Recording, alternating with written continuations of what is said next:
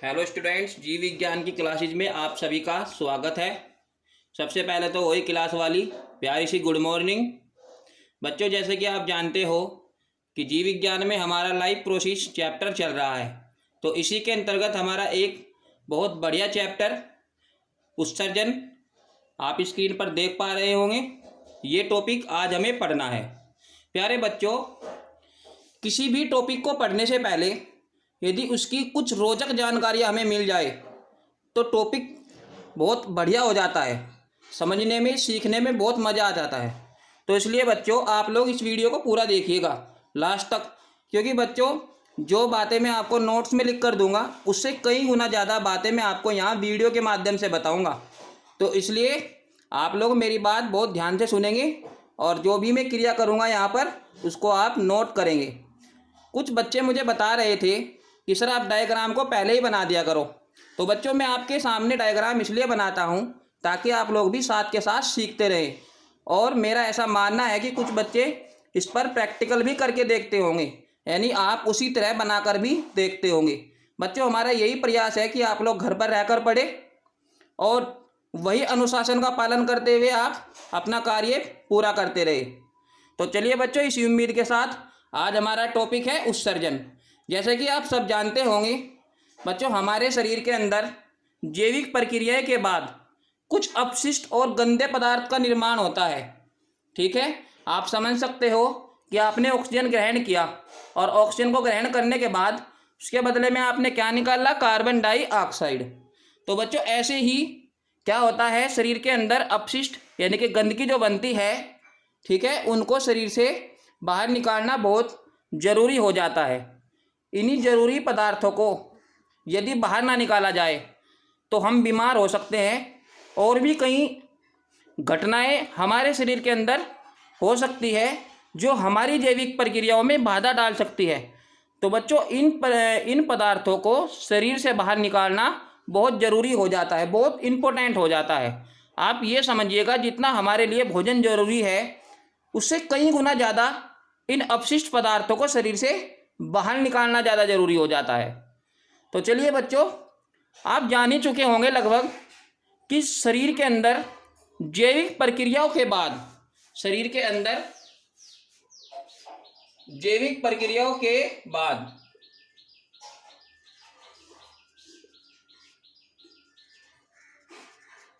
ठीक है, जैविक प्रक्रियाएं मतलब जितने भी हम क्रियाकलाप करते हैं, हम भोजन खाते हैं, सांस लेते हैं, खेलते हैं, कार्य करते हैं, तो इन सभी प्रक्रियाओं के बाद हमारे शरीर के अंदर भी और दूसरे एनिमल्स के अंदर भी कुछ अपशिष्ट पदार्थ बनते हैं। इन पदार्थों को शरीर से बाहर निकालना उत्सर्जन कहलाता है, एक्सटर्नेशन। ठीक है, आप समझ सकते हो, इसको एक्सटर्नल भी आप कह सकते हो। तो इन पदार्थों को शरीर से बाहर निकालना ही उत्सर्जन कहलाता है। ठीक है बच्चों, ये इसकी डेफिनेशन हो जाएगी। किसी भी एनिमल्स के अंदर, किसी भी जीवधारी के अंदर जैविक प्रक्रियाओं के बाद कुछ अपशिष्ट पदार्थों को शरीर से बाहर निकालने की क्रिया उत्सर्जन कहलाती है। आसान भाषा में समझ में आ गया होगा। आपके पाठ्यक्रम में बच्चों जो उत्सर्जन प्रक्रिया है वो है मानव में उत्सर्जन, यानी कि जीव जंतुओं में हमारे यहाँ टॉपिक है मानव में उत्सर्जन। ये टॉपिक बच्चों बोर्ड परीक्षा में अक्सर पूछा जाता है कि मनुष्य के उत्सर्जन तंत्र का सचित्र वर्णन कीजिए। तो बच्चों, कई साल से लगभग ये क्वेश्चन आ नहीं रहा है, हमें उम्मीद है कि ये क्वेश्चन इस बार पूछा जाए। तो आप लोग बहुत ध्यान से इसका डायग्राम के माध्यम से समझने की कोशिश करिएगा। ठीक है, तो चलिए शुरू करेंगे। मनुष्य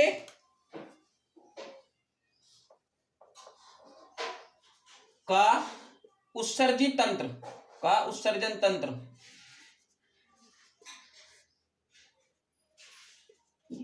ठीक है, एक्सटर्नेशन सिस्टम ऑफ ह्यूमन। ठीक है बच्चों, आप समझ सकते हो कि हमारे शरीर के अंदर नाक भी एक तरीके से क्या है, उत्सर्जन का काम करती है। त्वचा भी हमारे शरीर में उत्सर्जन का काम करती है ना। त्वचा के माध्यम से हमारे शरीर का जो गंदगी यानी कि जो पसीना है वो बाहर आ जाता है। ऐसे ही नाक के माध्यम से आप गंदगी के रूप में कार्बन डाइऑक्साइड को बाहर निकाल देते हो। ऐसे ही बच्चों एक सिस्टम और है जिसको आप किडनी के नाम से जानते हो, यानी कि उत्सर्जन तंत्र के लिए महत्वपूर्ण अंग कौन सा है? किडनी। किडनी मतलब वृक्क। क्या बोलते हैं आप वृक्क को? किडनी।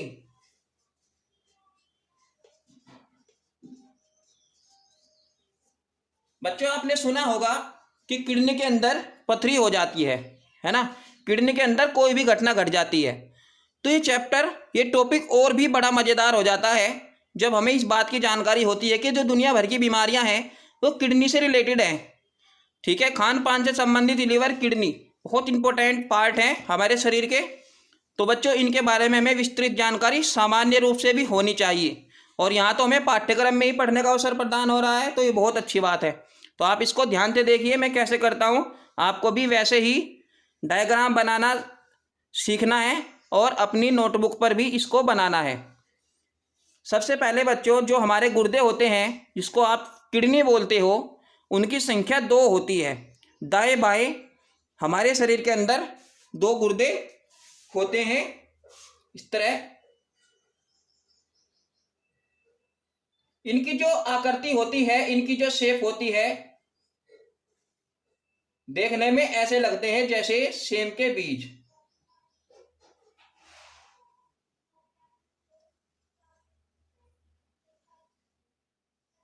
आपने हॉस्पिटल क्लिनिक के यहाँ ऐसे डायग्राम बने हुए देखे होंगे इस तरह। ये किडनी,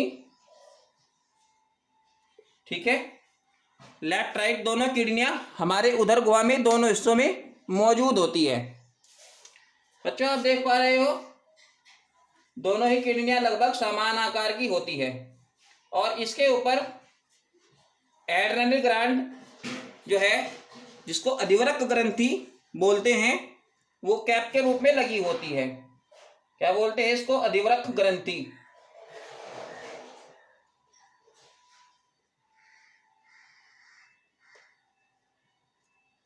ठीक है, अधिवृक्क ग्रंथि, ठीक है, जिसको बोलते हैं हम एड्रिनल ग्लैंड। प्यारे बच्चों जो हमारे दोनों गुर्दों का, ठीक है, जो आकृति है वो लगभग सेम के बीज की तरह, ठीक है, होती है, और इनका जो कलर होता है वो कत्थई रंग का या हल्के लाल भूरे रंग का होता है। कैसे रंग का होता है? कत्थई रंग का या लाल भूरा। ठीक है, दोनों किडनी का रंग लाल भूरा या कत्थई होता है। इसके साथ बच्चों जो इसकी हाइट होती है, जो इसकी लंबाई होती है, कितनी होती है? लगभग 10 सेमी गुर्दे की हाइट होती है। और अगर इसकी चौड़ाई की बात करें तो इसकी चौड़ाई 5 से 6 सेमी तक होती है, यानी कि 5 से 6 सेमी, 5 या 6 सेमी इसकी जो चौड़ाई है वो हो सकती है। और इसकी मोटाई लगभग 2 से 5 सेमी होती है। इसकी मोटाई जो होती है 2 से 5 सेमी के बीच में इसकी जो मोटाई है, मोटाई वो होती है। तो बच्चों हमारा जो गुर्दे हैं, अगर पुरुष और स्त्री की बात करें तो पुरुषों के जो गुर्दों का भार होता है वो लगभग 130 से 160 के बीच में ग्राम में होता है, और अगर स्त्रियों की बात करें तो इनमें इसका वजन थोड़ा कम होता है। हाईएस्ट आप समझ लीजिए 120 से 150 के बीच में, ठीक है, एक फीमेल के अंदर गुर्दे का जो भार है वो होता है।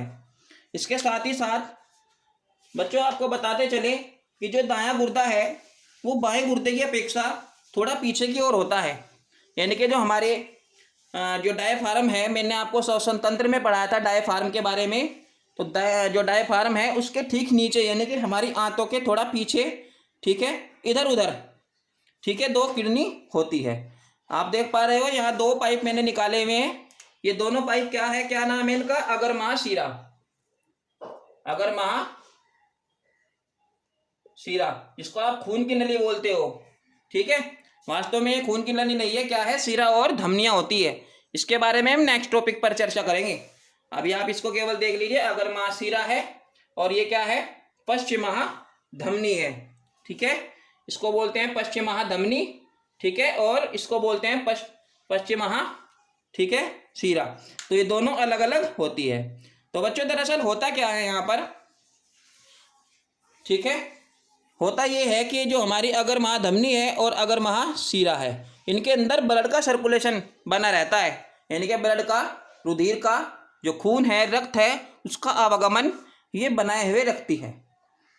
ठीक है बच्चों, क्योंकि ये भी तो एक पार्ट है शरीर के, तो इनके अंदर भी क्या जाना होता है,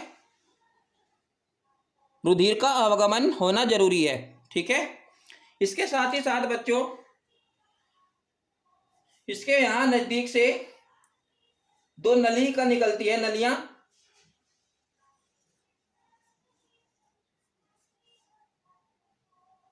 ये दो नली है, इनको मूत्र नली बोलते हैं। ठीक है, मूत्र नली इनको बोलते हैं। ठीक है, या मूत्र वाहिनी भी आप इनको कह सकते हो। इसके बाद यहाँ जो ये वाला भाग है, ये क्या है, मूत्राशय है। ठीक है, यूरिनरी ब्लैडर, ये क्या है, मूत्राशय, जिसको आप क्या बोलते हो, यूरिनरी ब्लैडर आप इसको बोलते हो। और ये जो है, ये मूत्र नलियां है। बच्चे जब इसके अंदर पथरियां बनती है, तो पथरी जब ज्यादा ही घातक रूप लेती है तो इनके अंदर फंस जाती है। आपने सुना होगा कि पेशाब की नली में पथरी फंस गई थी। प्यारे बच्चों, इनका ऑपरेशन करना भी एक बार बहुत मुश्किल हो जाता है। तो ये है, ठीक है, क्या नाम है इसका, मूत्र मार्ग या मूत्र वाहिनियां। ठीक है, मूत्र वाहिनियां।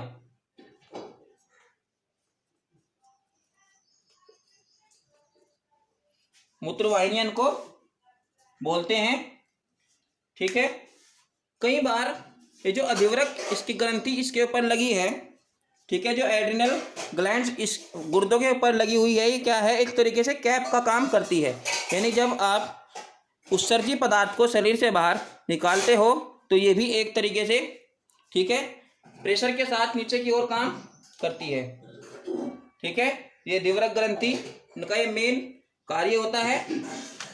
इसके साथ ही साथ बताते चले कि एक किडनी से भी मनुष्य जीवित रह सकता है, बट उसके अंदर जो उत्सर्जी पदार्थ है, ठीक है, उसको इकट्ठा करने के लिए जगह कम रह जाएगी। ठीक है, यानी बार बार उसको वॉशरूम जाना पड़ता है। ठीक है, ये हो जाएगा। ठीक है, किडनी का डायग्राम आपके सामने बना दिया गया। बाकी आपको फोटो के माध्यम से इसका डायग्राम दे दिया जाएगा, समझा दिया जाएगा, उसको वहां से भी आप, ठीक है, तैयार कर सकते हो। प्यारे बच्चों, इनके अंदर क्या होता है, यहां हम आंतरिक संरचना की बात कर रहे हैं। आंतरिक संरचना के अंदर इस तरह से, ठीक है, ये क्या है, मेडुला पिरामिड निकले रहते हैं, इनको मेडुला पिरामिड कहते हैं। ठीक है, इसके साथ ही साथ ये जो इसके अंदर वाला भाग रह जाता है, इसको बोलते हैं वृक्क वल्कुट। हिंदी में बात करें, वृक्क वल्कुट। और गुर्दे के ठीक सामने का जो भाग होता है, उभरा हुआ ये वाला भाग, यानी बच्चों इसको हाइलम कहते हैं। ठीक है, हाइलम, इसका नाम क्या है, हाइलम।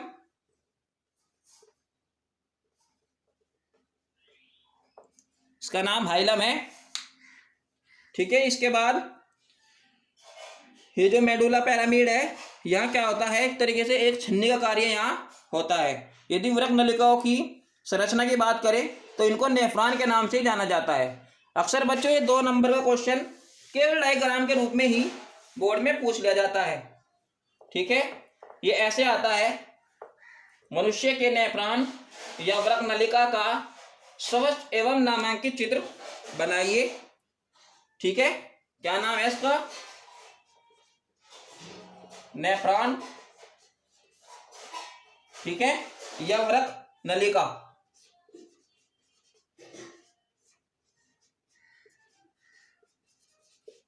जिसके अंदर, ठीक है, मूत्र का क्या होता है, क्षमता है। तो उसी नलिका डायग्राम भी एग्जाम में कई बार पूछा जाता है।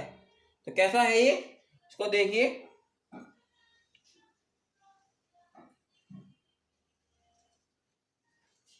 ये नली इस तरीके से पिरामिड के रूप में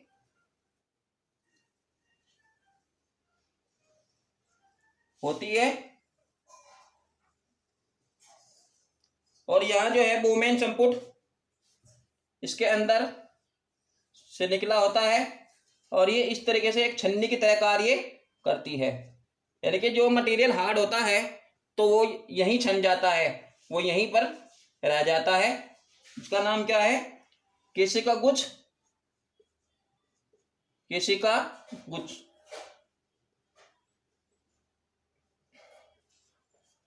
इसका नाम केशिका गुच्छ, ठीक है। इसके साथ ही साथ यहाँ भी बच्चों क्या है, वाहिनियां जो है, अभिवाही धमनी यहाँ से निकलती है। अभी जो आपने अग्रमाशिरा और पश्चिमाशिरा धमनी, ठीक है, इनको समझा था। तो ये क्या करती है, यहाँ ब्लड का सर्कुलेशन बनाती है ताकि ब्लड का सर्कुलेशन जो है, ब्लड का जो तंत्र है वो यहाँ भी जो का तो बना रहे। वो इसके चारों ओर इस तरीके से घूमकर यहाँ एक जाल इस तरीके से बना लेती है और ये जाल इस नली को चारों ओर से घेरे रहता है इस तरीके से।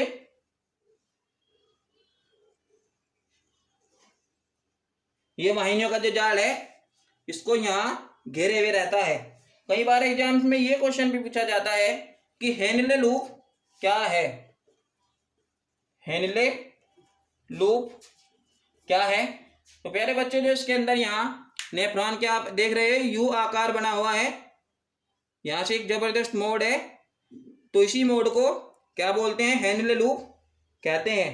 प्यारे बच्चों, जो हमारे शरीर के अंदर, ठीक है, जो किडनी है, जो गुर्दे हैं, उनमें लगभग ये जो स्ट्रक्चर मैंने आपके सामने बनाई है, इनकी संख्या 8 से 12 लाख तक होती है। बहुत बढ़िया क्वेश्चन बच्चों आपके सामने लिखा गया है। कई बार कंपटीशन की प्रवेश परीक्षाओं में ये क्वेश्चन पूछा जाता है कि गुर्दे के अंदर जो वृक्क नलिकाएं हैं, जो मूत्राशय नलिकाएं हैं, उनकी संख्या कितनी होती है? तो आप क्या बताओगे? 8 से 12 लाख इनकी संख्याएं होती है। ठीक है बच्चों, आपकी समझ में आ गया होगा। प्यारे बच्चों, हमारा उद्देश्य यही नहीं कि 10th क्लास के एग्जाम दिए और हमने पास करके अगली क्लास में एडमिशन ले लिया। इसके अतिरिक्त बच्चों हमें और भी बहुत कुछ सीखना होता है जो हमारे आगे तक काम आता है। प्यारे बच्चों, हम जीवन में कई तरह की प्रवेश परीक्षाओं में, ठीक है, कई तरह के इम्तिहान में बैठते हैं, तो वहाँ भी ऐसे पर्सन अक्सर आ जाया करते हैं।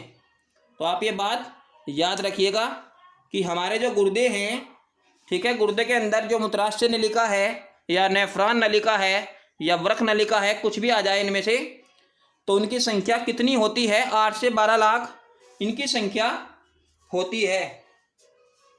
ठीक है, इनकी संख्या 8 से 12 लाख होती है। कई बार तो बच्चों ये भी आया हुआ है एग्जाम में कि जो गुर्दे का बाहरी भाग है वो कौन से लेंस से मिलता जुलता है। अब आप समझ सकते हो, ये उभरा हुआ भाग है, इधर से कॉन्वेक्स यानी कि उत्तल लेंस का कार्य कर रहा है। आप समझ पा रहे होंगे, जो उभरा हुआ भाग होता है, फिजिक्स में पढ़ा होगा आपने, ये क्या है? उत्तल भाग है। और जो गहरा वाला भाग है ये कौन सा है? ये कौन सा भाग है? अवतल।